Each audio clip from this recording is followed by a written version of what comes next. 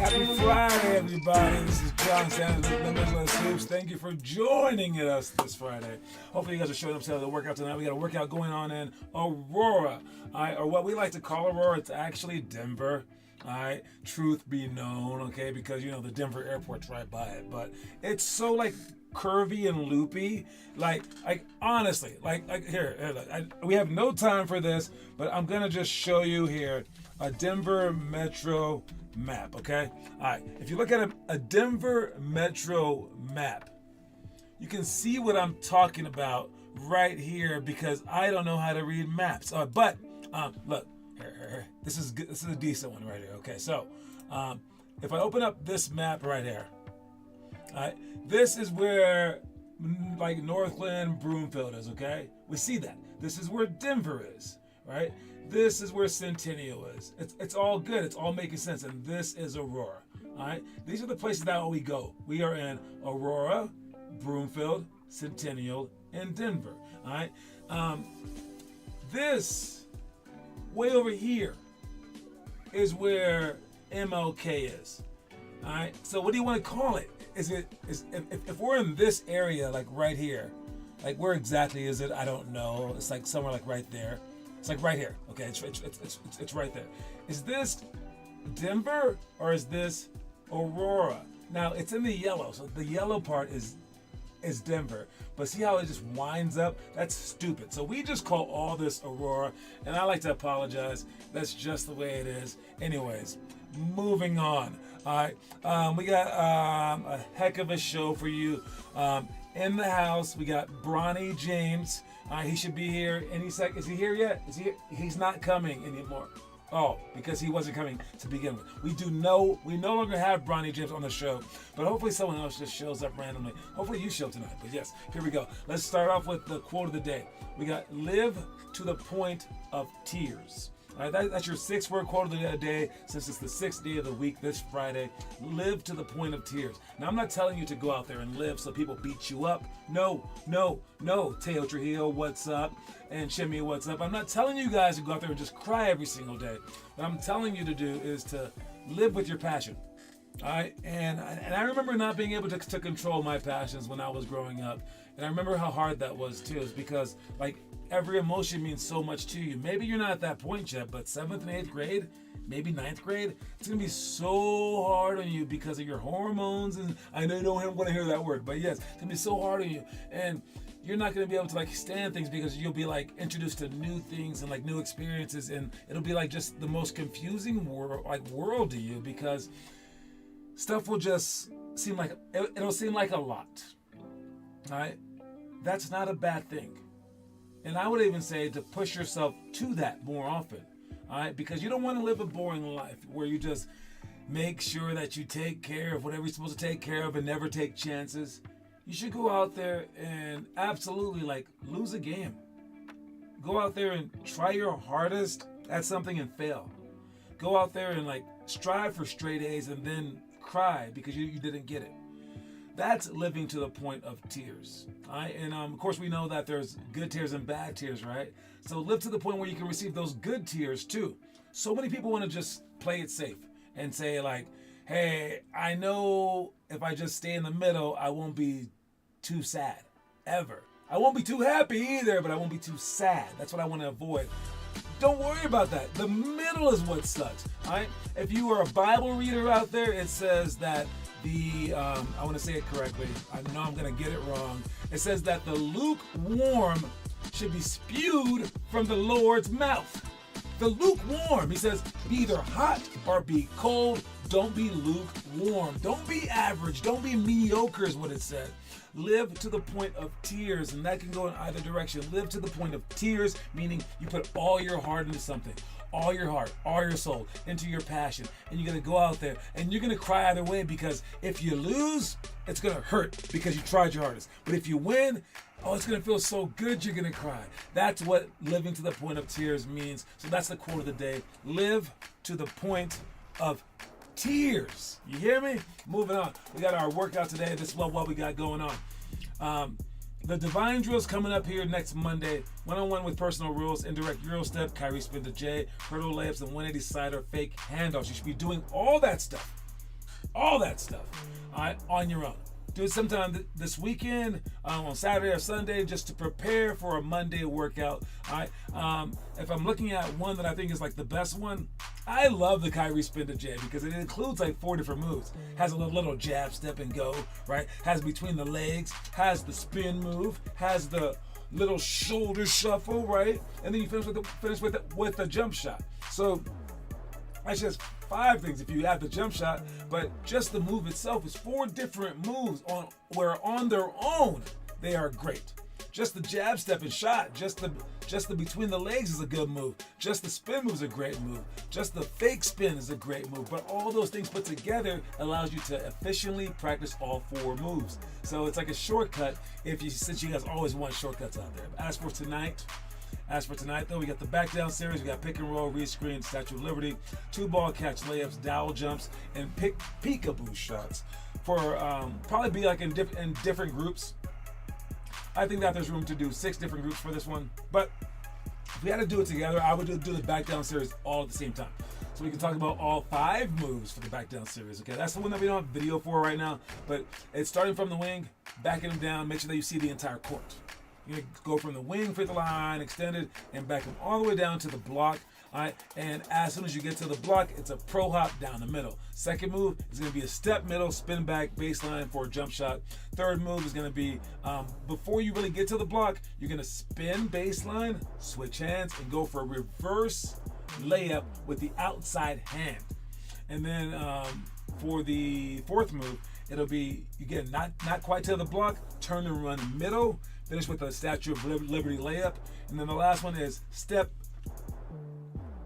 and then fade away, doing the Dirk Nowitzki fade. That's 5 different moves off of the back down series. One of them we actually repeat twice during this workout. I love that because we do the Statue of Liberty layup as well, and we have the 2-ball catch layup, but they're all basically Statue of Liberty layups. So you're gonna practice the Statue of Liberty layup a ton. All right, as for the peekaboo shots, it's a very, very important one where we want you to come off a screen and then look over your shoulder to read the screen. Whether he's following you, hits the screen, or goes over the top, that's gonna dictate which shot that you do. Okay, and then what is pick and roll rescreen? This is if they do a flat show on the on-ball screen. You're gonna cross the ball over, go back against the screen, and then you'll be wide open, or he'll be wide open for trying to pick and roll. Okay, all these things, including dowel jumps. Hopefully we have enough dowels. If we don't, you can use some lines. But you're gonna be jumping over, trying to get quicker. We're gonna do all these drills tonight, and here's a sneak peek at most of them right here. Watch the drill. Keep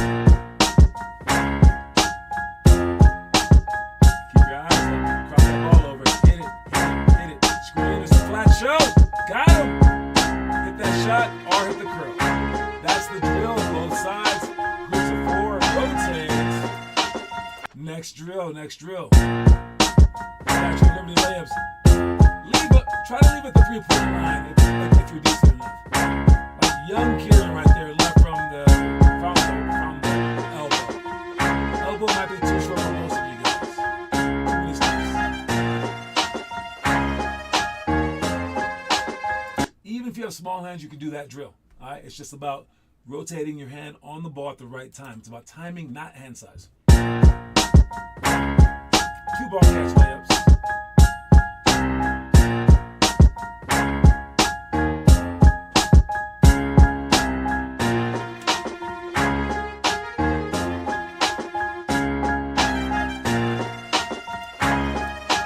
Next one, dowel jumps. Switch. Front. Switch. Side. You're already doing side, stay on that one. Switch. Front. Back. There is no back. Back is not one of the words. Easy enough. Be smart, be quick. And then peekaboo shots, the last one that we're showing you.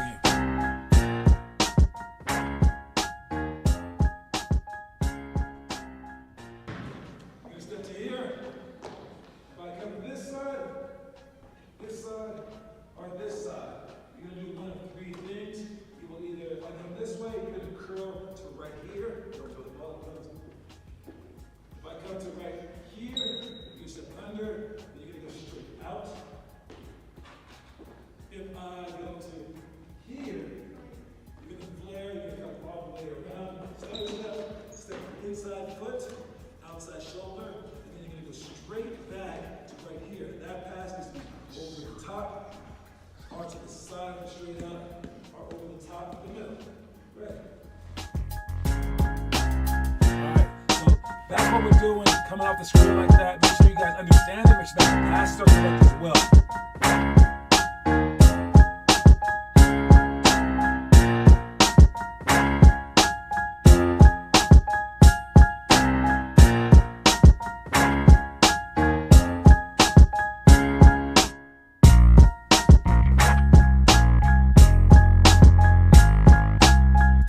For that last one, make sure you guys do that during the games. You guys should be peeking over your shoulders, coming off screens. Basically, you don't want to just do things. You want to react to the defense, so that basically you can say, "How do you want to lose today?" It's one of those moments. Whatever you do, I'm going to do something else to make you lose. Does that make sense to you guys? Hopefully, it does. Let's check out the homework. Who's been posting homework? What have you been posting? Because you are what you do, not what you say you do. You got Pick and roll layup to create by Weston. Nice job. Lana's moves, Weston. Okay, jab 3 option jumper.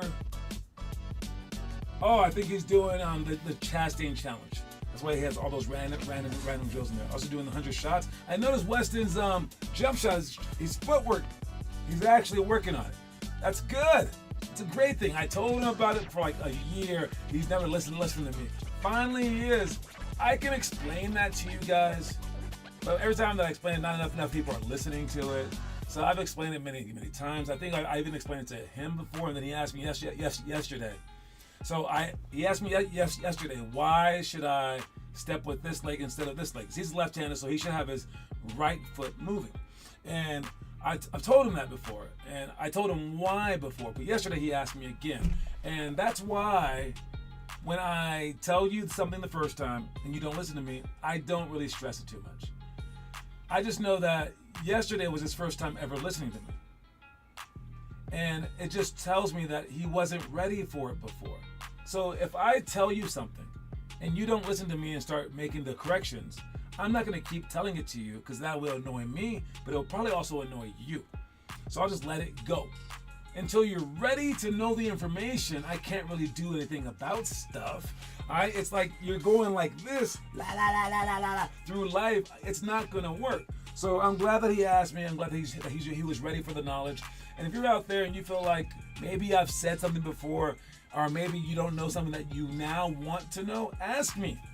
If you truly want to know it and you're ready to learn it, ask me, because I tell you guys all the information. We have a whole freaking show about it, right? But let me know that you're actually ready for the information, and that's when learning occurs. Now, everyone's different. It might be you're ready in first grade or you're ready in 7th grade. Everyone is unique. Everyone is their own person. Everyone learns at their own pace. Yes, it is better to learn early, but if you're not physically capable of it, like your mind is not ready, like mentally capable of it either, then yeah, it's probably not it's not going to happen either way. So it is what it is. All right. Let's go through okay, here's the funny thing today.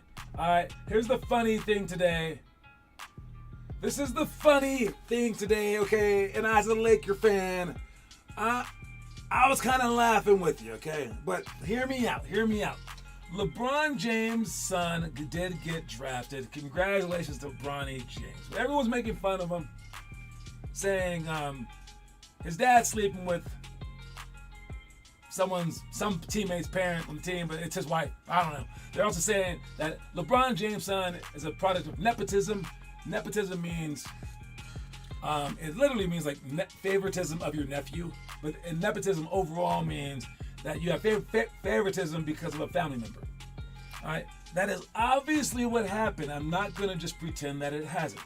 With that said, I read some good stuff where it said Bronny James is not the only person averaging 5 points a game in college who got drafted in the second round. Some have made the top 30. He was drafted 55th. All right, so he's not the worst draft pick of all time. So some people have taken chances. They've even drafted like a girl that they weren't ever going to play. They just do things, for symbolic reasons. All right, the Lakers drafting Bronny, if that's what keeps their superstar happy, that might be like a Giannis Antetokounmpo thing where you bring in his brother. Or Jack Haley got picked up because he was friends with Dennis Rodman. You keep your stars happy. All right? I'm sure that there's been players that the coach just likes because of his attitude as well. So this isn't like outlandishly crazy. So there's that. All right? There's nepotism that happens everywhere in the world. I'll give you that. But is it funny? I think it is. All right. But I do believe that this will actually help the Lakers out unless LeBron gets hurt, because he will be trying so hard to impress his son. Basically, I think he might be trying too hard, and his son will be trying so hard because he has all this tremendous weight on him. So it might end up being great for the team. The team might be like, oh, those two guys are trying harder, we'll try harder, and it might pan out. JJ Redick being a new coach, it's not great for him. All right, but overall, it's this. It's really, really cool. All right, and Ken Griffey Jr., one of the greatest baseball players alive, had a father who's in the Hall of Fame as well, I believe. And when Ken Griffey Sr. was pretty old, I believe, I think that they were on the Mariners together or the Pirates. They were on the Mariners together. Ken Griffey was a hallmark during this guy's career. He was a little kid in the dugout, and he was always with the team. That's why when he finally made the pros, he was just like amazing because he had been hanging out with the pros his whole life. His swing is known as like one of the prettiest swings in the history of baseball. He and his dad played together, and it's been one of the only father-son duos ever in the history of sports. So I think that them doing it together is pretty cool as well. And it's so like reminiscent of each other. Ken Griffey said, if they ever play on the same team together, my dad and I will be there on courtside the first game. So that would be really, really neat if Ken Griffey and Ken Griffey Sr. show up to the first game of the Lakers. Hopefully Bronny plays. I don't even know. But yeah, overall, I know it's funny, but I also think that it's a really special moment. And we'll see what happens. Hopefully he does something good. Hopefully. All right, we got our trivia question today. Now, we come a long way with the trivia question. The trivia question today is, who's the all-time leading scorer in NCAA D1 men's history? Men's history. I might as well change that right now because I believe that Caitlin Clark just passed it. Maybe. I'm not even sure. Maybe. But I want to make sure that says men's D1 history. And we have a tie. We have a tie between two people right now, and that is Austin and Teo.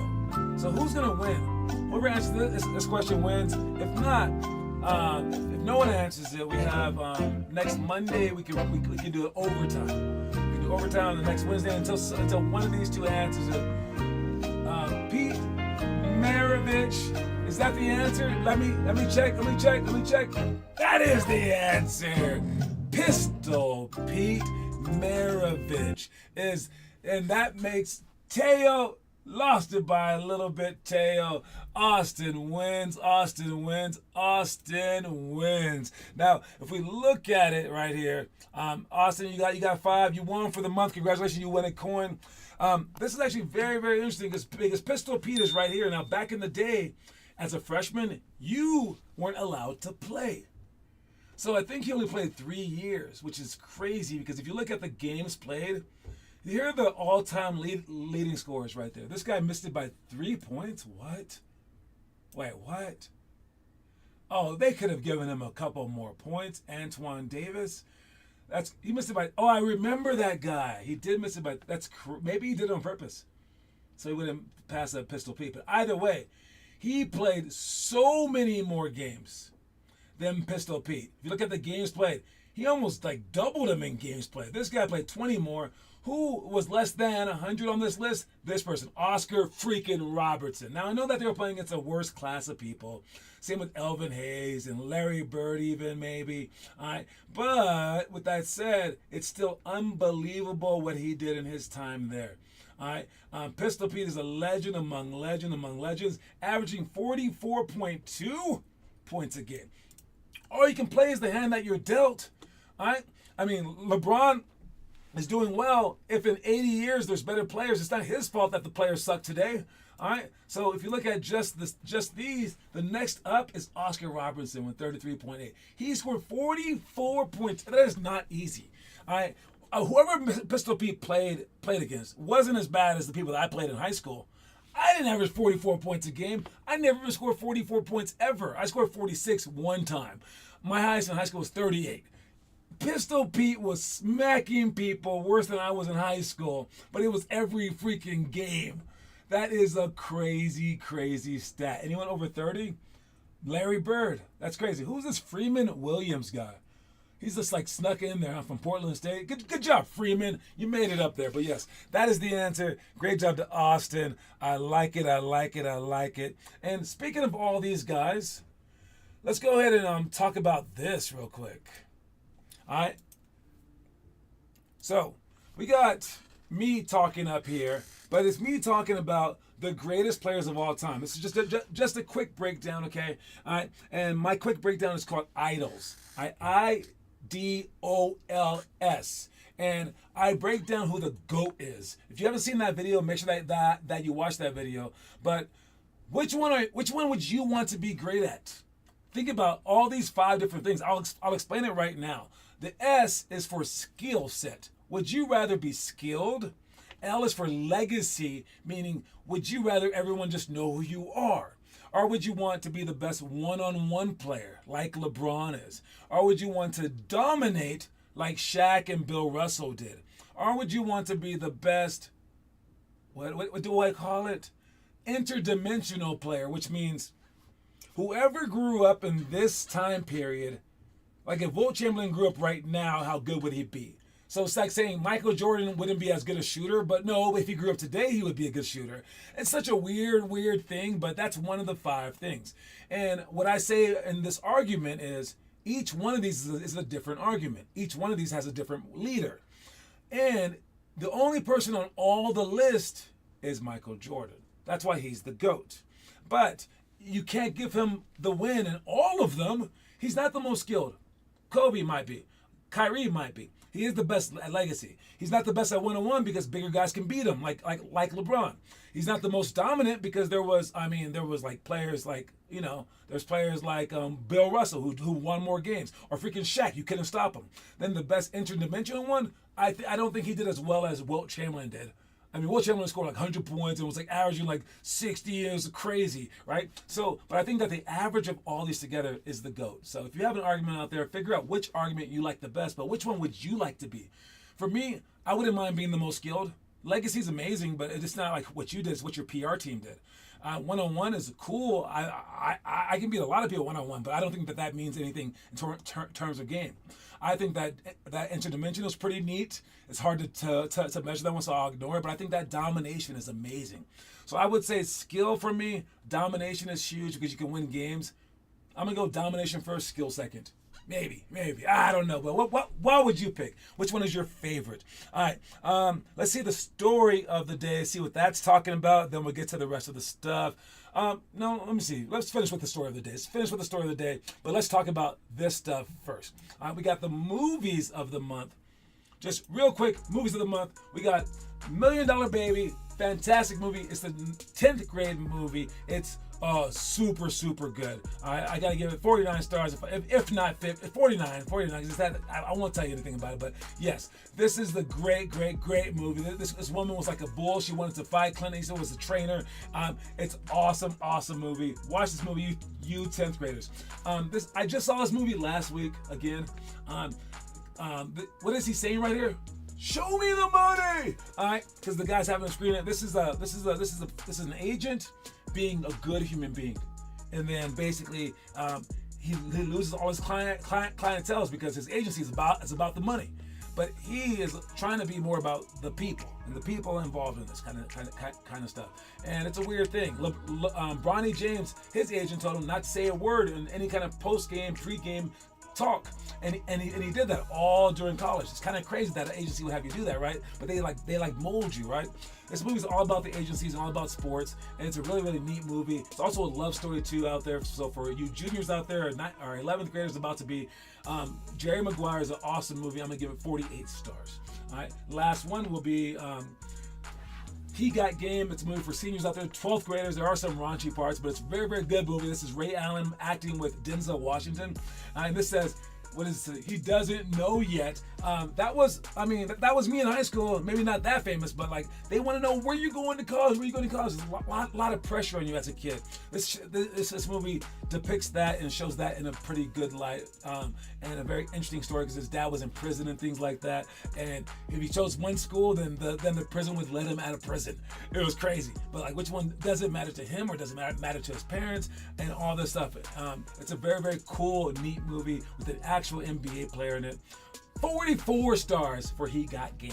All right, moving on to the breakdown. I got to do the challenges real quick. All the challenges. If you're a first grader out there, you guys should be doing these challenges, okay? Day 2 of Fast Class. Second graders, you're on the 2-minute 2-ball dribbling contest. The third graders, you're on day 2 of the shot shop. Getting your shot up. Hopefully people will be actually doing these one day. That's my hopes and dreams. Do what the book says. Maybe. All right. It's the roadmap. All right. Fourth graders is doing day 2 of the homework assignment. Homework assignment for this month or this upcoming month is God's drill. Oh man, I love that one. So it's the jump rope for the summer, guys. Day 2 of the dribbling dojo for the 5th grade, 6th grade. Day 2 of the homework assignment, which is the jump rope as well. 7th grade. You're on 10 months, or you're continuing your 10-month chastising challenge. 8th grade, day 2 of the homework assignment, doing the jump ropes for 1, 2, or 5 minutes. All right. 9th grade, you're doing day 2 of the homework assignment, which is the jump rope. 10th grade, you're doing the direct Euro steps for 5 minutes. Pick one of them. 11th grade, day 2 of the 60-day challenge, rotating between dunk school, shot shop, dribbling dojo, fast class, 10-minute drill, and mastery. So you're rotating between all of those. That's interesting. 12th grade, you got the ball handling clinic. I just look over the stuff and know the stuff. Yep. And then as for our story of the day, now you may watch the story of the day. Watch it. Show up as often as you're able so that your teammates know they can depend on at least you. People are more apt to show up to practices and games if they know others will show. So don't sabotage yourself by creating an environment in which that trust is low. Driving to forfeited games is the surest way to discourage parents to quit their efforts.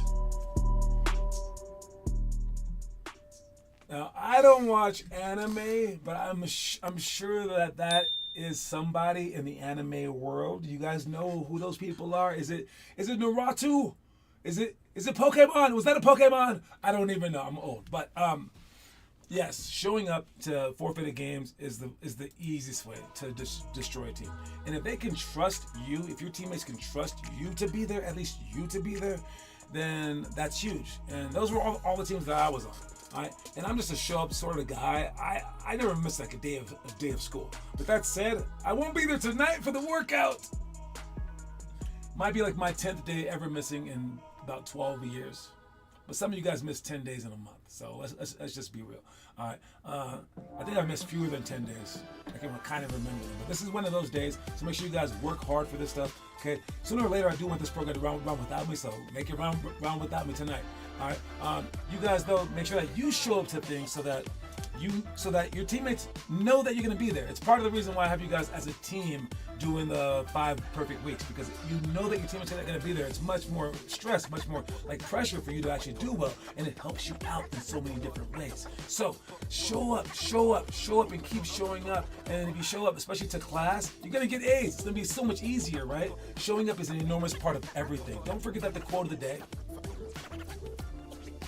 is live to the point of tears. You can understand what this means when you have like a baby or something like that, but like try to understand what it means now to live so passionately that you live to the point of tears. That's the quote of the day. I'll see you guys soon. Make sure you guys keep working. Very, very proud of all you guys, especially you right there. No, I'm talking to you. Don't shake your head. Don't look behind you. I'm talking to you. I'm proud of you. Keep going, you guys. All right, that's my time. Talk to y'all later, man. Peace out.